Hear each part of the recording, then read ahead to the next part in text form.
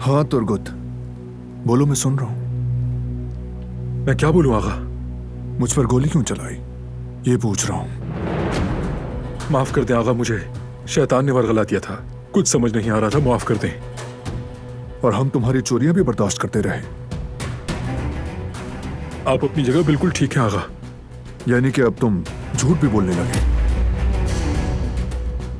कसम से मैं झूठ नहीं बोल रहा आगा। तो फिर क्या सच कह रहे हो? मुझसे गलती हो गई बारान आगा, मुझे माफ कर दें। तो मुझे मारने के लिए तुम हमारे घर के सहन तक आए? जी आगा, आपको आप ही के घर में मारना चाहता था। और तुम्हारे हाथ में क्या था उस वक्त? बंदूक आगा, बंदूक थी, मेरे बाबा की आखिरी निशानी थी।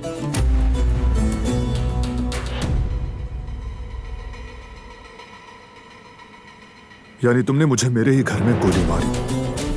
तुम्हारी आंखों पर पर्दा पड़ा था?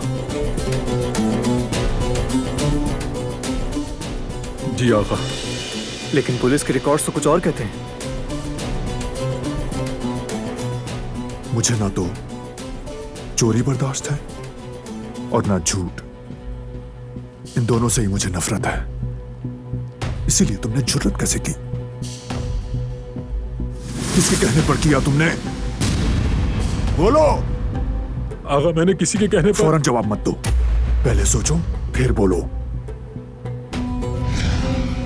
अगर मुझसे झूठ बोला तो उसका क्या अंजाम होगा, सोच भी नहीं सकते। आगा, मैं आपसे झूठ नहीं बोल रहा।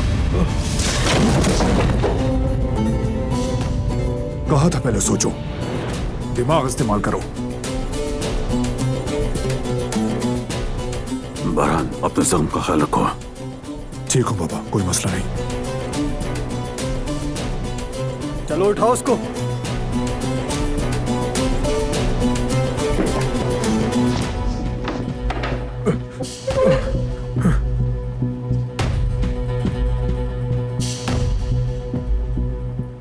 सुनो तुर्गुत,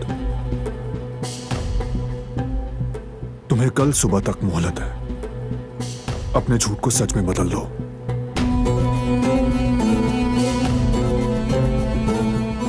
ख्याल रखो इसका, खिदमत में कोई कमी ना हो, पेट भर कर खाना खाए। ये जो भी मांगे इसे देना, जैसे कि आज।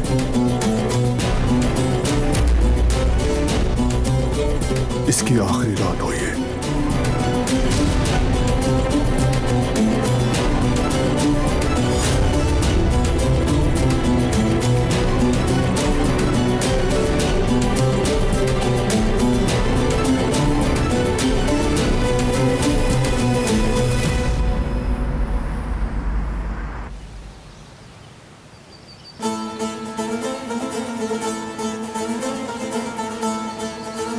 ये एक नाकाम इंसान है, आकर कहानियां सुनाता है।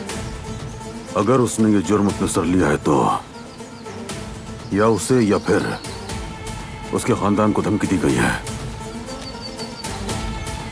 उसकी फैमिली को हिफाजत में लिया है? जी हाँ भाई, हमने ले लिया है। उसकी बीवी उसके भाई के पास चली गई है। ये सुनकर शायद उसे सुकून मिले और वो बताने पर राजी हो जाए। जिसने भी गोली चलाई पता चल जाएगा। सही कहा बेटा।